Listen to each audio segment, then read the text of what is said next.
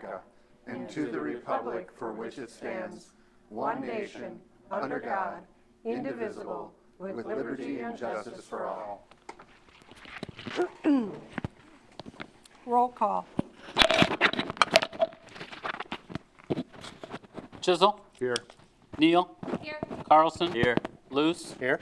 Bergen. Here. Hadley. Here. Johnson. Here. The two that were on public comment will be rescheduled. Mayor, and I would just add that the report from Katie Nolte is in the council's Dropbox, as is the report from the Winship County Ag Fair Board. That packet item's in there as well. We will just look to reschedule at a more appropriate time for both of those items. Okay, thank you. Consent agenda. Consent agenda consists of the minutes of the March 2nd, 2020 meeting, claims, new Class E liquor license for Hy-Vee stores, including Class B wine, Class C beer, and Sunday sales privileges, renewal Class C liquor license for T-Box, including Sunday sales, new special Class C beer wine license for the Landing Market, including Class B native wine, Class B wine, and Sunday sales privileges, consider Hy-Vee tobacco permit, Resolution 3057, a resolution setting a date for a public hearing on the airport project, entrance road and driveway for April 20, 2020 at 5:45 p.m.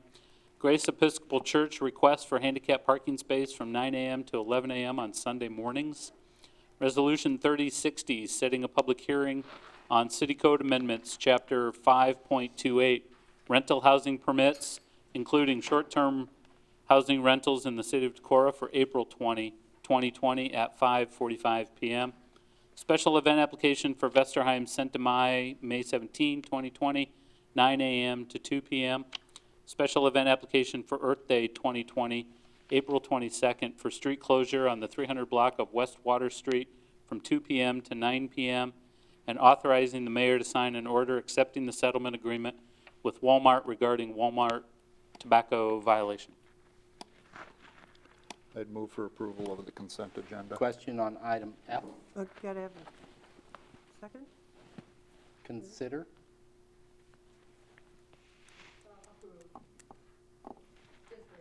Consider approval. Okay. Yep. Second.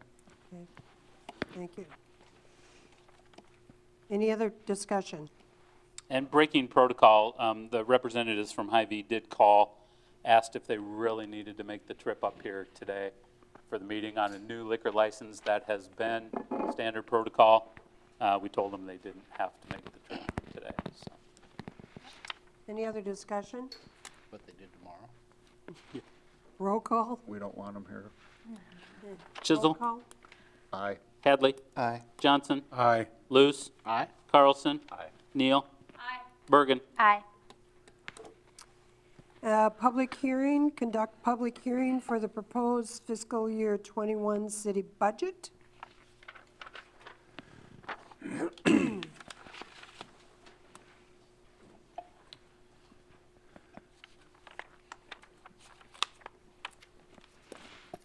Always my favorite day of the year is the day I submit the budget to the state and it's done. Okay, so everybody has in front of you, or should have in front of you, the certification. Can you raise the mic Page. a little bit?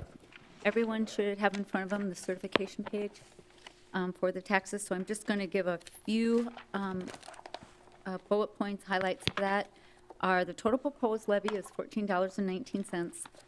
Last year was $14.21.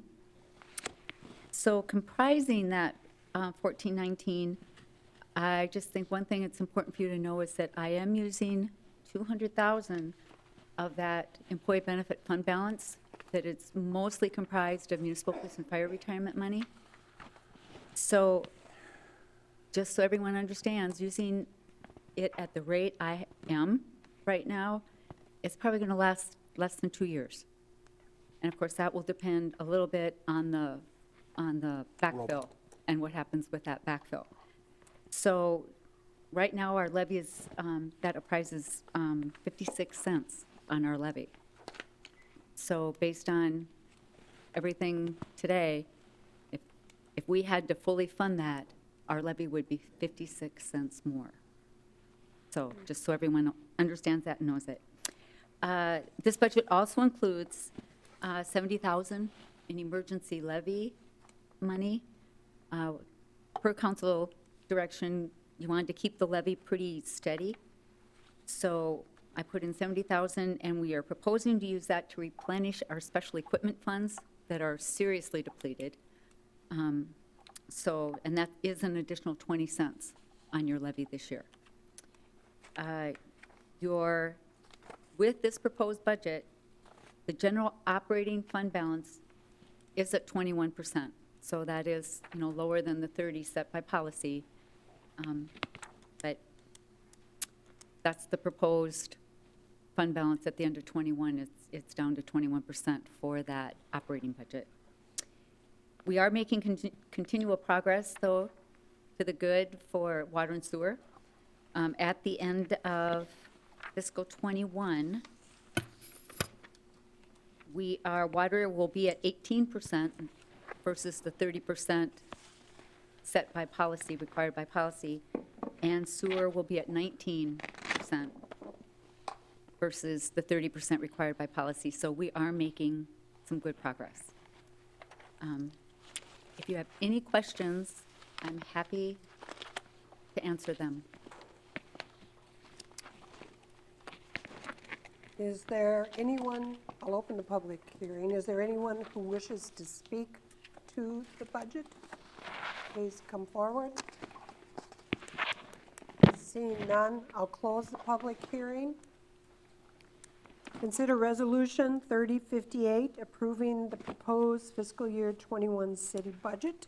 I would move to adopt Resolution 3058, adopting the fiscal year 21 budget as presented, and include the fiscal year 21 salary matrix for non-union and exempt personnel based on the adopted compensation plans. Second that. Further discussion? Roll call. Chisholm. Aye. Luce. Aye. Carlson. Aye. Johnson. Aye. Neal. Hadley. Aye. Bergen. Aye. Public hearing, conduct public hearing on a proposal to establish a self-supporting municipal improvement district. Prior to, I'll wait till Chad gets done writing. Councilor Nelson is here to run through several items regarding the SMID. The only thing that I would add at this point is there is not an action item after this public hearing as required by state code, because there is a 30-day waiting period as provided by code. So that 30-day waiting period puts you at the April 20 city council meeting, and at that point we'll have the ordinance ready for adoption and consideration. From the public hearing until You can act. Thank you. So. Thank you. Mayor, council people, excuse me, Andy Nelson, 513 Locust Road, here speaking on behalf of Downtown Decorah Betterment Association. Speaking in behalf and asking the council to approve when appropriate our SMID proposal, our SMID district for the next 10 years. We've had 20 years of SMID in this city. You're looking at 20 years of SMID on that chair there. I've been involved since the beginning. Why do we have it? Years ago, the Downtown Decorah Betterment Group, do you remember they used to meet at Ruby's back room? Does anyone remember Ruby's back room? That's where they used to meet.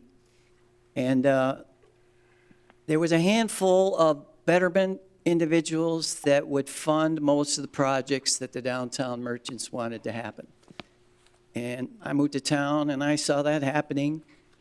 And in discussion with others, it got to be that there should be a more democratic way to distribute funds for the benefit of the downtown only. We've had a strong Decorah Betterment Association for many years, as you all know. So we established in 1999 or 2000 a self-supporting municipal improvement district. It is a creature of law where the taxpayers themselves agree to tax themselves so that they can make improvements for their own benefit. in the downtown. We did that for 10 years. We did that starting with the River Street to Mill Street at the rate of $15,000 per year that we raised. A mere pittance contribution by most people to raise $15,000. We made good improvements at that time. You all should have our brochure that we passed out this year. And you can see many of the improvements photographed in our brochure, the benches, the flowers, the trees that have to be continually maintained and rotated throughout the downtown. We had good success. 10 years later, we expanded our SMID district to College Drive up to, I believe, Leif Erikson, where the chiropractic office is, and continued at the same rate of $15,000 per year. We had another good 10 years of success and raised money to create a vibrant downtown and West Side district for our community. There is a sunset provision. That means it runs out every 10 years, so taxpayers can be assured this isn't going to be forever and ever. And if we don't like it, we can stop it. So here we are at the end of the 20th year, the beginning, we hope, of the next 10 years. And this year, the only change that we've made is we're recommending to the council to approve a bump in our taking from $15,000 a year to $20,000 per year. So we're raising by $5,000. We actually talked about that 10 years ago, but the economy wasn't the greatest then. And hopefully we have this blip where the economy's not the greatest now, but we're talking about a district of $35.5 million in property value here. And as an example, they should have it in their packet, Chad. I gave you my tax assessment sheet from the Winnebago County Courthouse based on my building with a net taxable value of almost $220,000. I pay, under the current SMID, $57.38 per year. You got it there. There it is. And I think you all have it in your packet. If this SMID goes through and we raise $20,000 a year, that bumps my contribution up to $76.54, less than $20 every year to raise $20,000 within this district. This is good for this community. This was done for reasons to benefit the downtown, but also to alleviate the city council from the betterment group coming to the council and nickeling and diming time and time again for funds to do things that we need to keep our business active in the downtown. For instance, this last year, the last 2 years, we spent $25,000 for Christmas decorations that had never been purchased privately before. That is, by the downtown merchants only. Those were purchased in the past and years past by the city, by the entire public. And so we want to exist as a separate entity, and we've done a good job of it. And we're asking for your help, and frankly, over 67% by value are asking for your help and approval of our request. So I understand you cannot make a commitment tonight. And I just ask you in the next 30 days to remember what we're saying here and the purpose for this district, and hopefully we'll have another good 10 years of self-supporting municipal improvements in Decorah. Thank you. Thank you. Thanks, Andy. Is there anyone who wishes to speak at this public hearing on this subject? I have a question for you, Andy. Can you hear me okay? Yes. So it really helped that you're presenting sort of what your tax would be. If we pass this and we don't immediately come out of this economic downturn, would this provide any undue hardship on our downtown businesses that are going to be a problem for them coming forward? And is it something that can be negotiated, or is it pretty much fixed? Well, I don't want to say that, you never say never, okay? So I can say this, that we can go back to that handful of 5 or 6 or 7 merchants, that if someone really says I have a problem, that it's not going to be a problem. We presented 67%. That doesn't mean that 32 said no. Some did say no. Some just, they don't like to pay taxes, and, I mean, you can't always please everyone. But I think we're doing the right thing, and we're doing a good job, and we don't want to punish anyone. We believe that what we're doing helps their business. Oh, no, I totally agree. I'm just worried that we've got a lot of small businesses downtown that hopefully we're all gonna work to support, but I know it's gonna be really hard coming out of this mix. It's going to take more than just a smid, depending on how long this Yep. event takes place. Thank you. Thank you. I would just like to say, as a council person who sits with SMID, it's impressive the amount of diligence that the group shows in taking care of the downtown, and I'd like to thank them for that. I thank you for your presentation. I look forward to working with that after 30 days. I'll close the public hearing. Consider Resolution 3059, approving an easement agreement with Vesterheim Museum Mill Street and Mechanic Street for use of public right-of-way. Don't we go through item 8 first? Probably. Thank you. Public hearing, conduct public hearing on an easement agreement with Vesterheim Museum, Mill Street, and Mechanic Street for use of public right-of-way. That's what we just, okay. They're very similar. But there are, Mayor, 3 action items under I've the got you. Vesterheim project, the first of which is the public hearing that's required because of Resolution 3059. So the public hearing and Resolution 3059 sound very similar. The public hearing is necessary to enter into an easement agreement with the Vesterheim Museum for their Vesterheim Heritage Park because 2 of their portals and one of their outbuildings encroaches on or breaches over the property line, if you will, the right-of-way line. And so it is necessary to enter into that agreement. You've seen agreements similar to this for other structures in the downtown area, especially steps, staircases leading from buildings that are right on the property line, those types of things. That's exactly what's going on here as well. There is a map and other packet items in your packet that depicts that space. And so you'll see 2 of those encroachment areas on the east side of their property and 1 on the west side of their property along Mill Street. They're very small in nature, just a few square feet each, but they do, again, encroach into that public right-of-way, necessitating the hearing and the resolution to approve. Okay, thanks for the clarity. I'll open the public hearing. Is there anyone that wishes to speak to this item?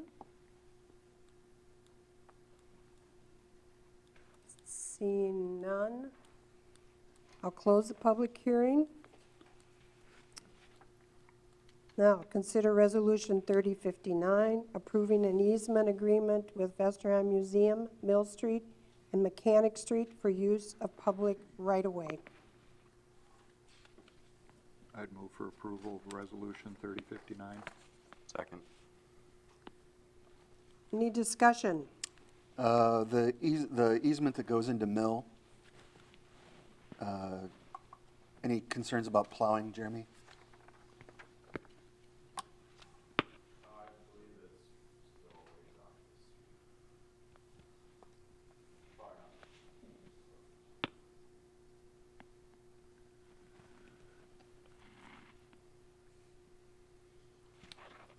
Any other questions or discussion? Roll call. Chisholm? Aye. Carlson? Aye. Luce? Aye. Johnson? Aye. Hadley? Aye. Neal? Aye. Bergen? Aye. Consider C3 commercial design review in reference to 523 West Water Street, Vesterheim Norwegian American Museum, Park and Outdoor Exhibit Spaces. So Mayor, these next two items considered separately, the C3 commercial design is because this project and this property is in the downtown C3 design district. And then item 11, which you'll consider next, is the overall site plan because it's commercial property.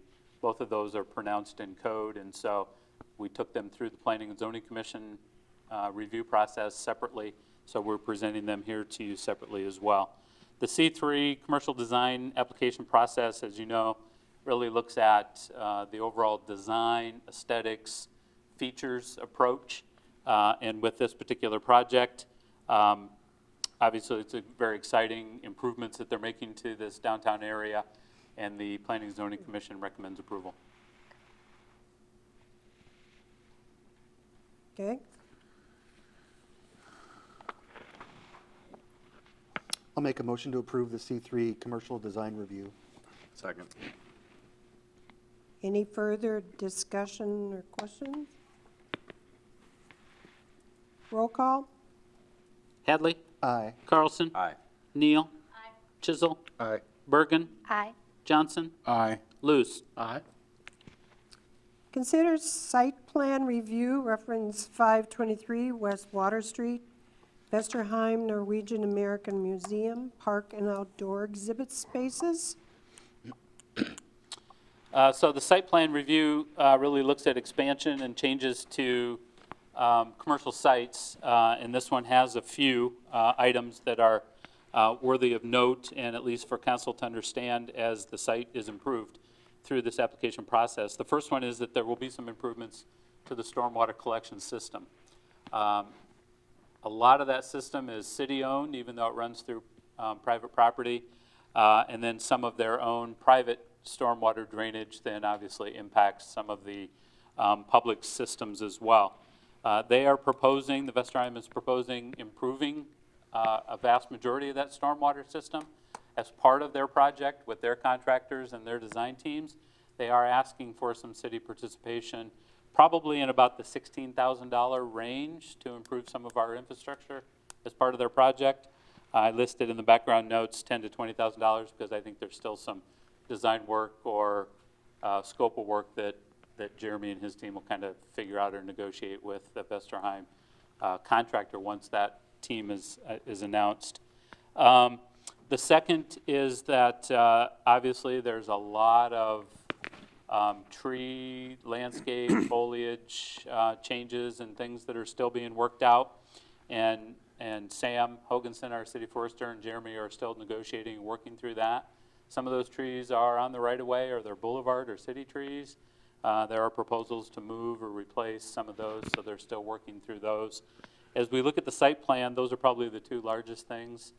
There is a small sidewalk connector piece on Mill Street that the Planning and Zoning Commission has recommended they put in, and it's right on the north end of their building as it would connect then to their trail system throughout the park. But with those, the Planning and Zoning Commission recommends approval, and I would just simply ask that you recommend approval contingent on Jeremy and his team just kind of finalizing the details. The fire hydrant would be the other item. And that was scrubbed. It was. That was Okay. taken out. So. I would so move contingent upon the working through. Second. Any further discussion, questions? Hearing none, roll call? Luce, Aye. Hadley, Aye. Neal, Aye. Carlson, Aye. Johnson, Aye. Bergen, Aye. Chisel. Aye. Introduction and first reading of ordinance 1244, an ordinance establishing the Decorah Sustainability Commission. So I've written a draft ordinance here per the council's direction during the last work session. There were a couple of items that I've highlighted in red that Councilperson Neal proposed in the last week or so I just put those in as options. I would defer to John as to whether they are substantial enough to warrant recalling the first reading, but otherwise this would be your first reading of the ordinance. I don't think that they're substantial enough to require any change. And I just tightened the language up, Yeah, make it simpler, or read easier. I think it's the same meaning. Yeah.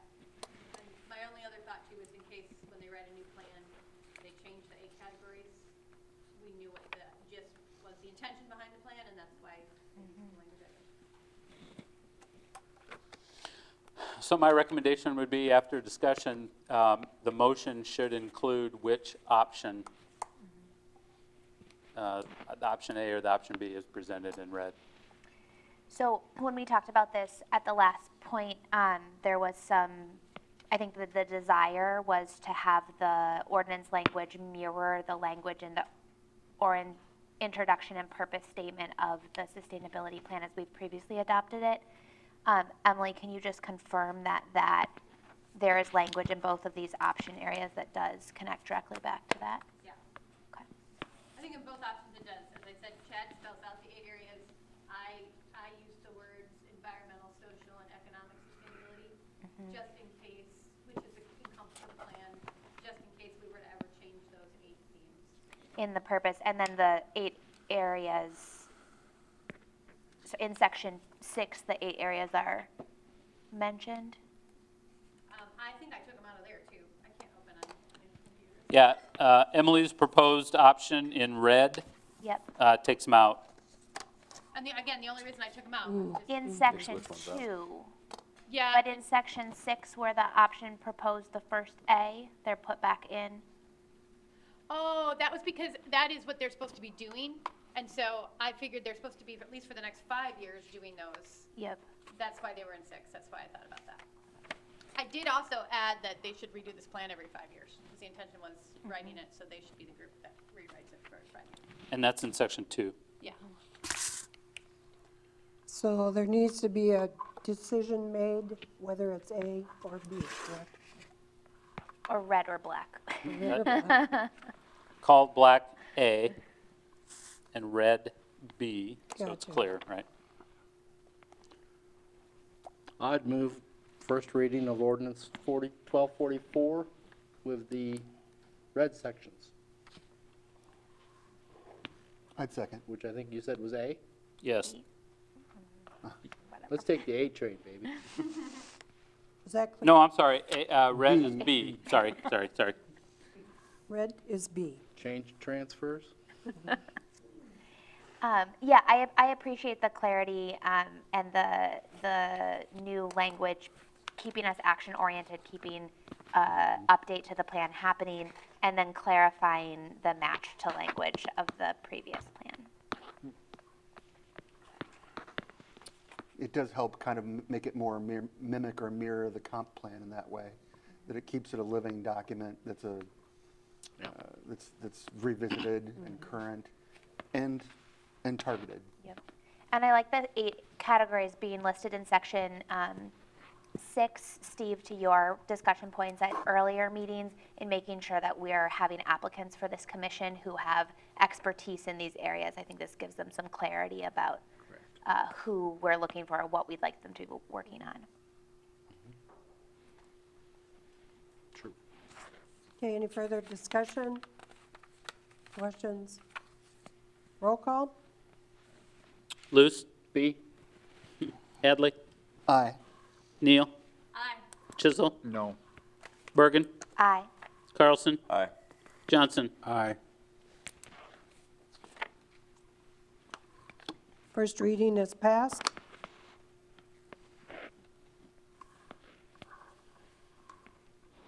Okay. Consider first reading of ordinance 1242, increasing water rates, 2% effective 7/1/20 billing date. This is per the budget consideration. This is per budget discussion for both of these, just getting them here and getting them approved effective July 1 billing cycle.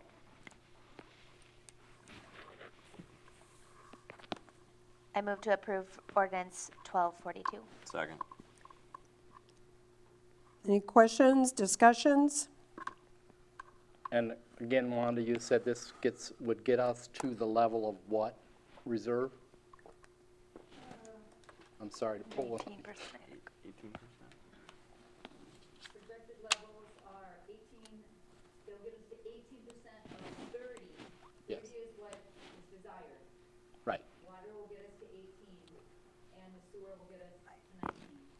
Thank you. Well, is there an average water bill in Decorah, or are they just all over the map? It's all by use. Oh, I don't know if I can give you an average Okay. bill off the top of my head. No, that's right. Any further discussion? I think it's just good to note that moderate increases that would allow us to gain some financial control are positive. And at the same time, I think we need to be sensitive to the fact that it is an uncertain time. Thank you. And that the city will make every effort to work with people who are having financial problems on their water and sewer rates, or water and sewer bills. Thanks, Ross, that's what I was feeling. So. Okay. But the at the- point is that the cost of things doesn't stop raising just because it's a hard time. Right. And the city does have a responsibility to make sure it's fluid and has the resources available to cover the expenses. And if we don't do the 2% or the small, then And water, 10 years later, you're talking 20%, and that is not it's not responsible. a And water and sustainable effort. sewer are the primary, part of the Correct. primary functioning portions of the city. No, I Exactly. realized that back in 2008, that's what caused this problem, right? I mean, so they were taking a recession and saying, let's try to ease up. And I see that we don't want to go there, but I do think that it's important for people to know that you should contact the city, and as you said, it's great. Okay, roll call. Let's see, Bergen, Aye. Carlson. Aye. Luce, Aye? Johnson, Aye. Neal, Aye. Hadley, Aye. Chisel. Aye. Consider first reading of ordinance 1243, increasing sewer rates 2% effective 7/1/20 billing date. Make a motion for the approval of ordinance 1243. Second. Any discussion or questions? Hearing none, roll call. Carlson. Aye. Chisel. Aye. Neal, Aye. Luce, Aye? Johnson, Aye. Hadley, Aye. Bergen. Aye. Consider professional services agreement from Erdman Engineering and WHKS for Pole Line Road Bridge Replacement Project.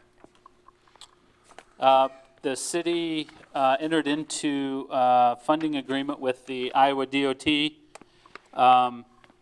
in June of 2018.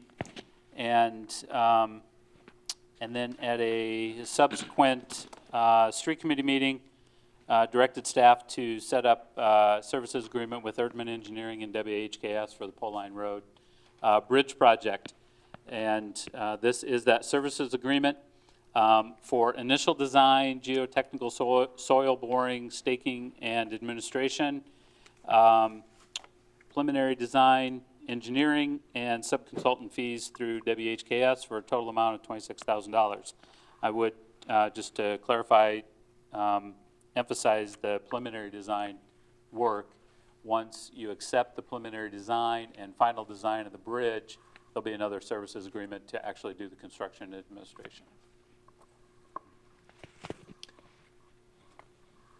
I'd make And a- WHKS, I'm sorry, Ross, WHKS and Erdman Engineering, apologize for not being here. Conditions what they are and that, I talked to them earlier today, and you have all their presentation information in the packet, I'm sure you've looked at that. They would have just walked you through that. So if you have any questions, be happy to answer them. We will get them here at a later date and time. This project will eliminate the load embargo on that road, which will improve truck traffic through town. So I'm going to make a motion to approve as Second. presented. Any further discussion or questions? Roll call. Hadley, Aye. Luce, Aye? Carlson, Aye. Johnson, Aye. Neal, Aye. Chisel, Aye. Bergen. Aye. Consider acceptance of the 2020 biannual bridge inspection report. This is a report that the city did hire WHKS to complete for us. It is required every 2 years for the city's 5 or 6 bridges. You have the report. I'm sure you've read through it, but I would ask Jeremy, where'd he go, to comment on anything there that, I'm used to you sitting across the way there, yeah. Mix me up. Yeah, just give a brief kind of, we have 4 bridges and 2 box culverts that are required to be inspected, and I believe we added Trout Run Trail Bridge was added at the recommendation of WHKS and the DOT. It's not required to be inspected, but we thought it good just to get it in the cycle and get it in the hopper, so. So overall, things are pretty good. I think Full Line Road Bridge is the worst, and that's slated for replacement, so in good shape there. A couple other small things that we were aware of that need to be addressed, mainly some damage on College Drive Bridge, and then one of the box culverts, floodgates in Wolf Park needs to be repaired. Otherwise, everything looks to be in pretty good. Was that collision damage on the College Drive Bridge? At some point, something hit the railing, yeah. Hard. Very hard. And the wall where it's cracked, you just have to pour something to replace that on the, is it Sumner Street? Yeah, good question. We'll have to look at that a little bit more. I think it's got some limestone rock built up wall, so it's probably a replacement project. That'll be a little bit more involved. Thanks.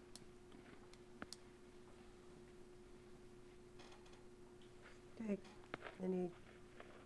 you ready? So just motion to accept. So moved. Second. Any further discussion? Roll call. Luce, Aye. Bergen, Aye. Chisel. Aye. Neal. Aye. Hadley, Aye. Johnson, Aye. Carlson. Aye. Emergency action per section 21.4, 2 of the State of Iowa Code. Consider approval of the COVID-19 emergency response for city staff and public facilities. Want to give the background on that? Yeah, a little background on this. As we know, times are a little precarious. There were several announcements today from the president and the governor. Sean Snyder has also asked the County Board of Supervisors Chair John Logston to sign an emergency declaration. He did that today. That will cover the county and all the cities in the county. A lot of this protocol is just like any other disaster or hazard mitigation that we might see. The difference being, obviously, we can't see this one. But that declaration has been made and those emergency responses are set.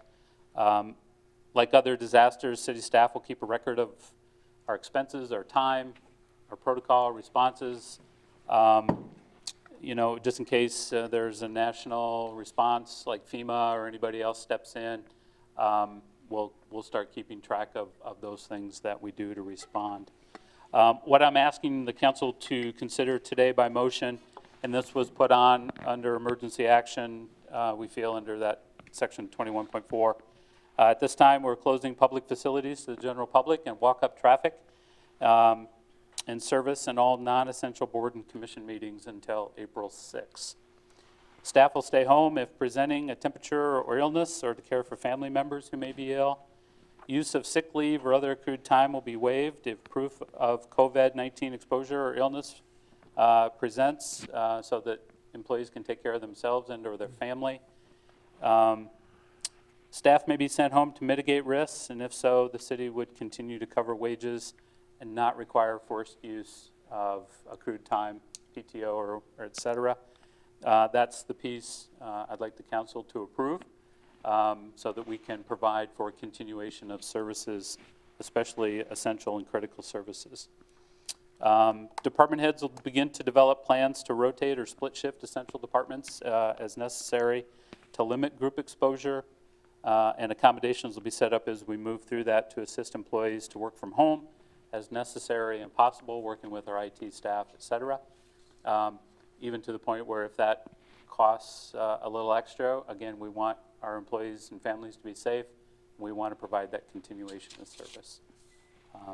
So the ask is, at least for that payment of wages during normal working hours if we send staff home, and not require them to use PTO or accrued time off. I want to first thank Wanda and Kristen from the Public Safety Committee for the city, but also yourself for being thorough in pulling this together in such a concise manner, and as a reflection of the need that has come about much quicker than any of us care to have it come at all. I would ask if Wanda has anything else to add to what I've stated or department heads. In that medical slip as well in that same package, or is that not part of the council's? Doctor's note? Yeah, I don't, I think we can make that determination here, I don't think. I mean, the council can weigh in on that in terms of whether we need a verified test or a doctor's note. We do know, we did learn today that testing is still pretty precarious in terms of number of kits available, even here at Winship Medical, so. Last week at the public health meeting, they did say you have to have 2 negative tests before returning to work. Well, I'm telling you what they said. They did. To have it, you have to have 2 negative tests before you can return. Which is why that was included. I'm wanting clarification on the staff must be sent home before they're eligible to, If we send them home, I'm asking you that we still pay them. I'm asking if the employee knows they're sick, can they go home without having to say, oh, could you please send me home? Yeah, we would, if they're sick or they're presenting with non-COVID related issues, right? We would still want them to go home. It is still cold and flu season, right? But we would expect that they would use their accrued time for that, for unrelated illnesses. If So- it's related, we would ask them to self-report, and then, we'll make a determination based on verification, symptoms, or whatever, to either send them home or get them to work from home, or whatever that case may be. Does that make sense? Is that what you're asking? So you're saying that an employee, let's say an employee wakes up, they have a fever and a cough at the moment. You want them to use their sick time right now, but if they test positive for COVID-19, they don't have to. Or if they're related symptoms, I think we need the discretion. If we can't get them tested, Right. right, then we just need the discretion to say, that's COVID, whatever, I mean, Could my be, yeah, yeah, recommendation would be that if someone wakes up and they don't feel good right now, they should stay home. Stay home, that's right. Yeah, that's Yeah. right. That's the ultimate goal, Yeah. yes. That would be where I would. Will be paid but use their PTO, And they shouldn't have to use their PTO. I mean, if they're staying home right now, but if it most turns, people come to work sick because they don't use their PTO. And that's a detriment to us all right now. But quite honestly, if you are literally gonna do a little bit of sacrifice and stay home when you're feeling sick, then I feel like we should honor that right now. We're in an emergency. We gotta be kind to people. I agree. We do need to be kind to people. We also don't want, and I'm not saying that our employees will do this, but we do need some discretion to be able to distinguish between regular cold and flu and COVID, right? I mean, so that's all I'm saying. And again, our employees are excellent people. They're not going to take advantage of us that way. But if there are symptoms or situations that present, we just want that discretion to be able to decide either way, right? So. Yeah. And I do see an opportunity for you need to use that discretion. I mean, the stomach flu is going through the children right now, right? So the chance that you have to stay home to care for a child who has something that we know is not COVID-19 may likely present itself. So having that discretion in your hands, I feel good about. Thank you. When we had a good discussion about the departments where, whether it's closure, for instance, the library, people are to be sent home during the time period That was my they question. normally would be working. They need to be at home, not out in the public. We talked about that this morning, too. Yeah, I don't know if Wanda, you have anything else to add, but I mean, our mission here is to keep people healthy and safe, and if that means home, that's what we want. We want them home with their families. We don't want them around us, right? I mean, we want. Well, basically, if we're sending somebody home, just because we're doing a rotating shift basis, your time goes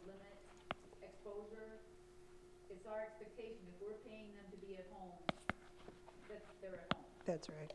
Now, we have no control and can't tell people to stay home on those times that it's weekends or evenings when they're normally not working. I don't think we have that ability. But we have sent them home during their shift in order to protect staff and our ability to provide those services. Talk about that tomorrow. Tell them that you will be home for those times, that period of time that we're paying you to be home. Does that make sense? Yep. So is it a motion that you're looking for? Yes. or- Yes, Okay. please. I would move to move forward with this as presented by the city manager. Second. Any further discussion or questions? Roll call?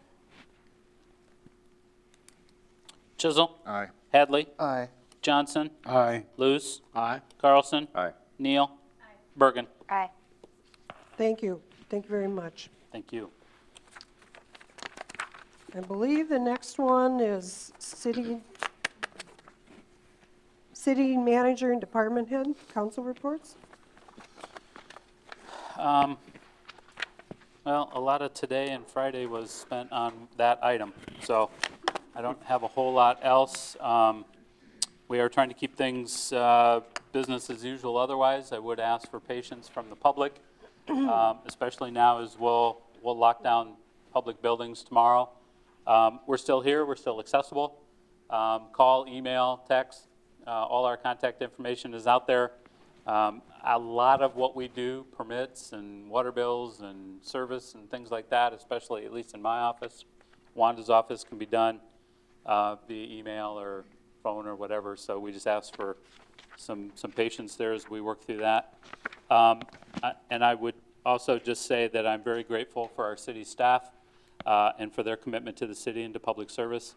Each one of these folks are committed to providing the very best service they can for the public, the public's security, yet they also remain fiercely committed to their families and loved ones. Several conversations today about, can we change this? Can we move that? I need to be with my family and those types of things. And we are working through that. So I thank you for your action tonight. We owe it to them to care for them as well as they care for and protect us. Thankful for the mayor and the council's leadership on this. We need to present a united and confident front as we fight this unseen threat. And as I said before, all of us have been through trainings. We've rehearsed these steps.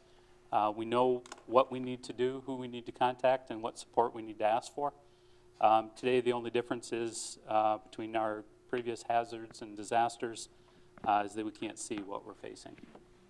But we know what to do and who to call, and we can at least begin to frame our responses based on that. So, thank you. Chad, I have a couple questions. Yeah. What can the city, so let's say that we determine that we get a caseload here in Decorah. What authority do we have to make decisions about curfew and asking people to stay in their homes, as opposed to waiting for the state or national audience to do it? Well, the emergency declarations have already been made, Okay. and again, very similar to other disasters. So now at this point, the council and the mayor will have some authorities to do some of those kinds of things. But again, we'll look to Sean Snyder as our county emergency management coordinator to provide lead on that. The county has made that declaration as well, so there's a whole host of county and state resources available. And Sean has opened the Emergency Response Center, and that's really the first step in any disaster response or mitigation. So let's say that in 2 days, Sean realizes he wants to have a curfew. Does he have to get city council approval for that? And is that something we can give him other than waiting 2 weeks? I think that's. Yeah, as part of that, that would need to come from the city. So any resources that Sean would call upon from the city needs to either come through my office, Wanda's office, the appropriate department, depending on the resource. But that emergency declaration also provides for less than 24-hour notice for council meetings. If there is a budgetary appropriation of funds or equipment or anything like that, there are ways to deal with that now that that declaration has been made. Is there anticipation of a press release about this to make sure the public is well aware of it? Of, Our action of closing our buildings and, we sent that today. okay. Yep, we sent that today. And I did notice on our website, you have put, there's new files on there also. Yeah, Wanda created a page today that lists all of our recent public press releases or information. That's all on our COVID-19 page. Including public health, anything we get from public health. Correct. Put on there. It's a great link. That's all I have. We actually have, the fire department has something, we'll start that way and then go that way All this right. time. Zach? Little update with the fire department. The fundraiser we had at Toppling Goliath, we ordered our new boat. Hopefully that should be coming here. Hopefully, if this whole thing that we're seeing now, hopefully we see it by mid-April. So that's a good thing. Ordering new turnout gear. So we get 7 guys new firefighting gear this year through the budget. Also, we were awarded a grant through the community foundations of $5,100. That $5,100 will be used for a new computer system in Rescue 1, which is our first rescue truck out the door. That will be used when we go to car accidents. That computer was close to 20 years old, so it was Windows 7, right? So it was time for it to get an update, and fortunately we were able to get it through a grant. So that helped us on car accidents and things like that we need to cut airbags open and things like that. So also through that grant, 2 laptops for the station here doing public education and presentations that we do in the community. It's nice to actually have a station computer and not have to use your own. So and then finally, I missed it this morning, but Darren Sander, last week there was a guy that was in here from California, and he was doing a YouTube video on basically public employees to see how they reacted, and it's kind of gone viral on how well he responded to the questions and the video. So if you get a chance, just type in Decorah Fire Department on YouTube right now, and it'll be the first thing that pops up. I guarantee it. So it's kind of going viral. He did a very good job. Yeah, he did a really good job. So anyway. Just like, I think it was your office. It was in Wanda's office, and And they did Wanda a was very the good star job, of that too, episode, I think, so. It's great PR. Thank you. Thanks, Zach. Thanks, Zach. Okay.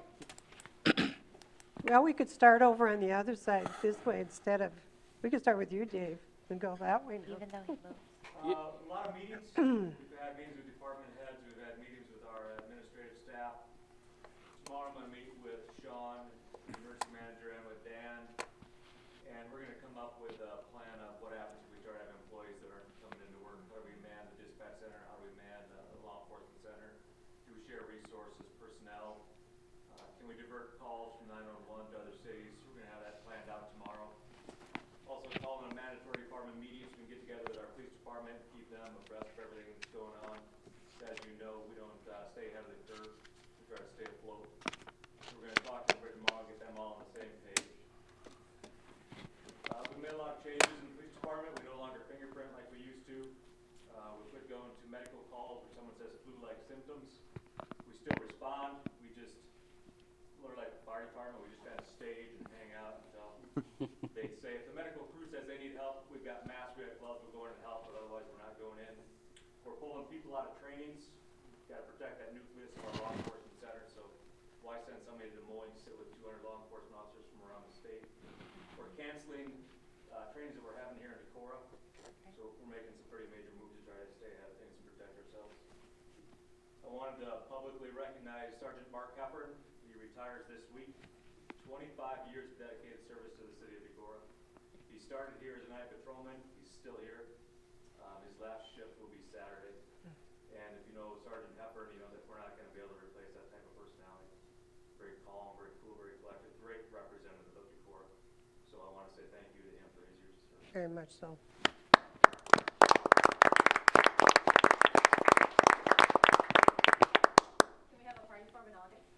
Yeah. Hey, but you would want to go to his house. He's moving up to a lakefront home up there, I think. Thanks, Dave. Todd? We're just starting the preliminary stages of our 2020 confidence report for the water testing and results. And wait for some information from the DNR. We'll be tabulating that over the next month or so, and when it's completed, I'll let you know where it's going to be located and how you can get hold of it. As you may have heard, we moved pretty quickly from canceling programs at the library to closing the library. That was a move initiated after a lot of careful consideration. As you know, anything about librarians, we're pretty solidly dedicated to putting materials in the hands of the community, especially at a time when people need a little diversion and something to do, especially with the kids being home. But after really reviewing some of the information coming down to us from the state library and the Iowa Library Association and watching a lot of our bigger counterparts in other cities globe, we decided that really the risks of remaining open are outweigh the benefit. Given the number of people coming through our doors on a daily basis, the size of our building, the number of materials that we have, there's just no way to really keep it sanitary and safe for either the public or for our staff. If there was some way to do that and make that work, I agree we would have done that. But as it is, we decided that it was best if we not contribute to community spread and person-to-person contact. So at this point, we have some staff working from home that are able to do so. If we can figure out some way that we can still provide access to materials beyond online, we will do that. I don't know yet at this point what that might look like. But our staff certainly remain dedicated to putting online resources into folks' hands.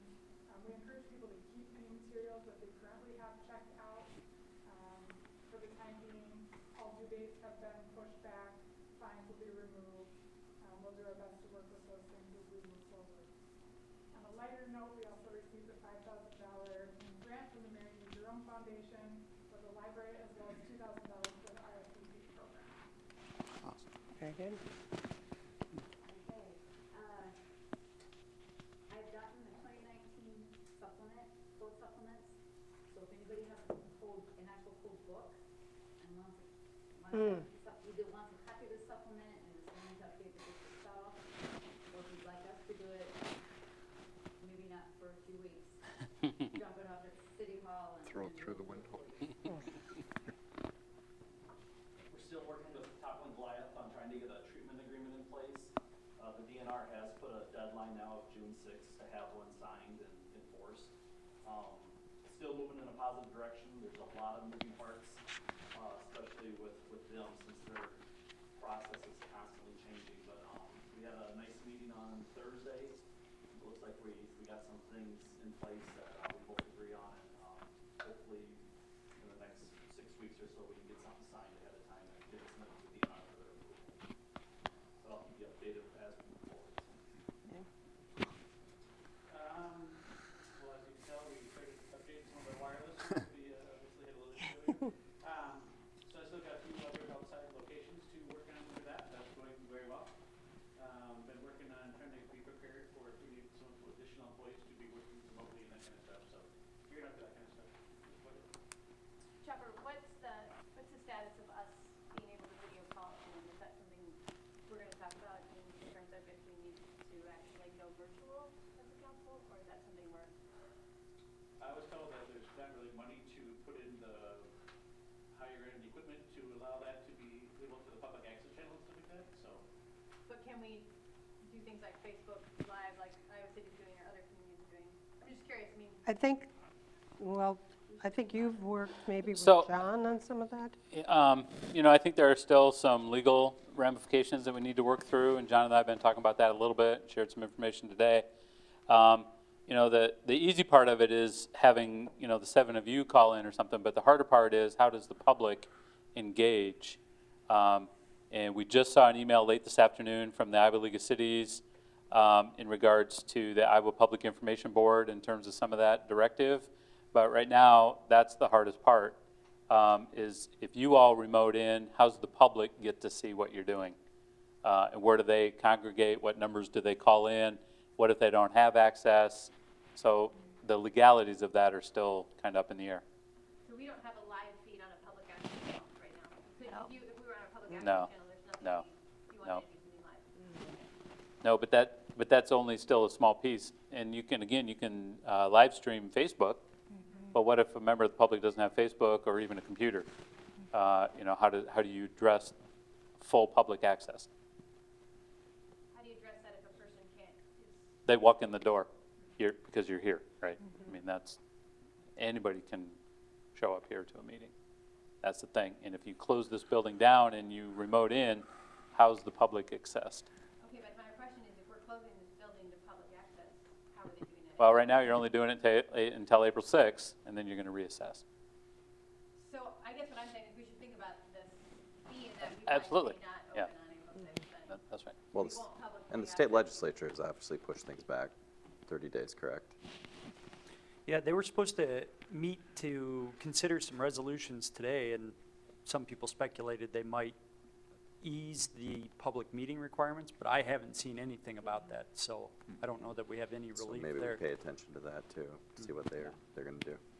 But we had also said we would look into the fact of one person for one meeting if they needed to call in. And we said that, I know Johanna said that she would meet with both Chopper and I, but we wanted to make sure and look at what the equipment was, how much that was.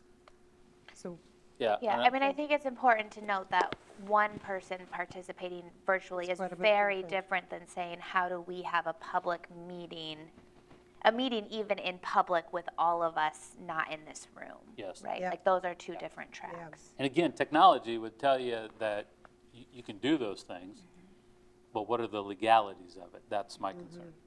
well, I want to continue to explore the fact for one person though, on a rare occasion, how do we work with that? And we haven't really, I mean, you've looked at pricings and stuff, but what I'd like to do is get together with you and Johanna so we have a better idea of what that looks like and what's involved. Yeah, and I think that, I mean, I would encourage even that level of conversation to happen sooner rather than later. Several of us have family members at home. I mean, I think it could easily come that 2 or 3 council members are not able to attend a public meeting for everyone's safety. And so where we still have some convenience in public, but how do we interact in that? I mean, I think we need to be ready for sort of like a in-between A and B scenario. Yeah, I echo that, because I just think that the likelihood of 3 of us or 4 of us being in quarantine in the next 2 to 4 weeks is huge. And so, you know, one of our family members gets sick, we're not coming. And how do we continue to operate a city if we don't have the ability to meet? So the other thing that we can look at are maybe operational continuation resolutions or something where you would approve a resolution that would give Wanda and her office the authority to spend money and pay bills without Yes. regular and routine council actions until we can catch some of this up. So there'll be some of those things that we could look at too. Yes. So you'll have that to work through some of that in a timely fashion, so you don't have so And much. worst case scenario, you know, you look at something like that.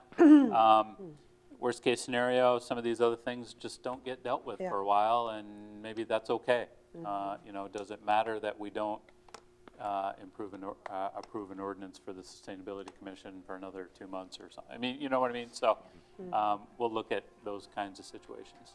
Okay. Oh, I know, I mean, I think, that was my question about what are the things during an emergency response plan that we would have to vote on?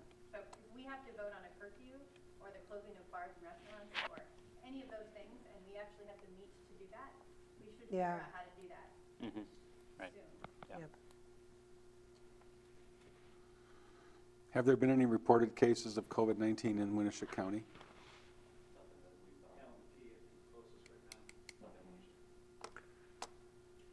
I'm sure it's here. It's probably just like when they said Emerald Ash Borers in Alameda County. And then we found it, and it'd been here for 3 years already, right? So the chances are that it's here. Not trying to be Debbie Downer here, but. Okay. Okay, Debbie. Okay, I think we're on Andy. We kind of worked on the schedule today and how that's going to affect things. Park board will not be a March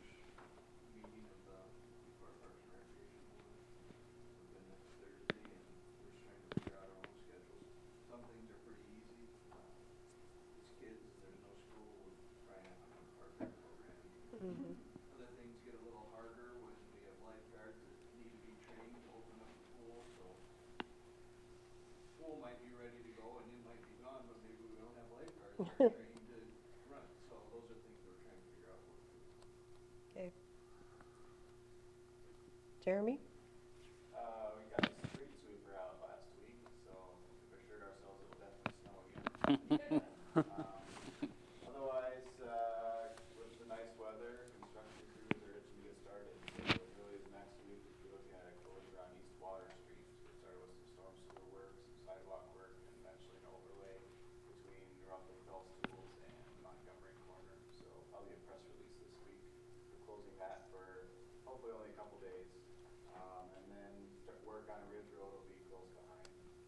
So just a reminder that with the weather getting warmer, leaves need to be taken to the Yardway site, which will be open 7 days a week, all day. So please don't put them in the street. Get them now. What's that? Is the Yardway open? It is open, yes. Okay. Until further notice, it'll be open all day. Okay. Randy? I have nothing this evening, Mayor. Emily? Boy, I have a lot. I want to thank all our health workers and all of the people working in grocery stores and retail right now, and everybody who's, I think, pulling together for our community.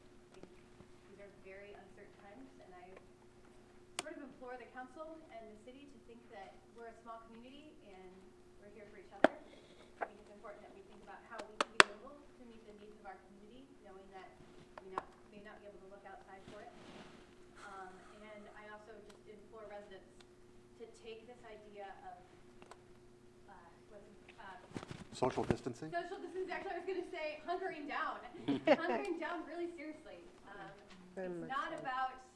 about the elderly staying home. It's actually also about us who are seemingly walking around healthy. We're the vector. So if this thing spreads, it's because the healthy are walking around.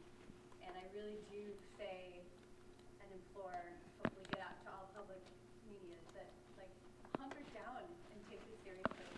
And think about all the things we get to do and not the things we don't get to do. Now that we're all slowing down and taking what we have with a little bit of grace. So I guess that's what I'd like to say. Thanks. Andy? Thank you. Took the words right out of my mouth. Also for kids to probably not be congregating, and school being off doesn't mean it's summer and you get to go out and have fun. You be responsible, and we need parents to be responsible too. So they're not showing any real effects from COVID-19, but they can definitely pass it on. So it's an issue. Steve? Some of the history that's been shared in the last couple of days on news and radio and various things were about the past pandemics that have happened. The most successful ways to deal with them were when they social distanced before anyone even had it, knowing that it was available to everyone, to actually take it seriously and to do it as a community endeavor to support our community, to actually distance yourself from social gatherings as a way to improve our community for a short term. Second thing is I'm still wanting to get our poster for this meeting space approved so that we can have those hung for the benefit of when we are meeting together. Again, people can see what the qualifications or the ramifications are for how to interact with the council. If we approved the thing, is there any reason we can't move ahead with? Nope. Yeah, so the council wouldn't have to approve it, we can, When there was last talk, there was some talk about it, and so I wasn't sure it was settled. That's why I wanted to make sure we had something to actually be. I think it's settled. You and I can look at it. yeah, let's do that, and then Okay. maybe check with Steve and see what that is. Johanna? Echoing everyone else's comments, and just a really big thank you to city staff and department heads who are making tough calls about closing or restricting services to the public. Thanks for making those decisions. I know they're not easy, but they're appreciated. Russ? We have a street committee meeting immediately following. Okay. Everyone take care of each other. I have a couple things. I did talk to Lyle Oddie on the Citizens Climate Lobby, which is Energy Innovation and Carbon Dividend Act. He will be sending stuff, and there's stuff in your Dropbox. It's for reducing fossil fuel and CO2 in the air, climate change. Leslie Sand is involved in that. He was going to come, but he will be putting out information, and it'll be the council to know, there is some time element with it, but please take a look at that as far as getting a resolution passed. I've had more calls recently in the last couple of days. I did hear that there was, the Decorah Faith Coalition is meeting to somehow set up some type of a structure that would allow for people who cannot get out of their home, that may need people to do errands. And I did send something to Mark Lane as far as if maybe Silver Cord students might be able to do something like that. So there'll be more information coming out in that fashion as well. Mayor, that survey is live and being circulated, so you can volunteer through any of the churches to get on that list. I can send an email around to council, yeah. Yeah, they were meeting this afternoon, so they'll be getting more information out on that. Another thing that was really interesting, I had somebody call and suggest that, let's say, if we actually get inundated with people who need to be in the hospital, need to be in a facility, is there any way that access to the Reserve Center, is it all possible? Or, that's just something to consider. I said that that's not ours, but Well, again, I would go back to our training and Yeah. our working with Sean Yep. in the Emergency Management Committee. There are protocol in our hazard mitigation plans for those types of things. Okay. Generally, the Reserve Center may be available, but it may be pretty far down on the list. Okay. Where schools and maybe this facility would be higher up on the list just because of their availability. that was just recently when somebody called, and I wanted to bring it to people's attention. I want to state how proud I have been in the collaboration with the agencies. Ross was at the last meeting that we had last Thursday. All of the agencies were present, accounted for, and provided excellent input as far as what each one of them are doing in partnership. There is another one that's planned again in 2 weeks, which won't be very long off. But, it's all of our duties to help stop the spread of anything coming through. So if everybody remembers their Cs for covering their cough, cleaning their hands, and when you're sick, stay home. But I appreciate all the work that has been done on this from a local level. So, anything else? We'll adjourn? Move to adjourn. Move to the street committee.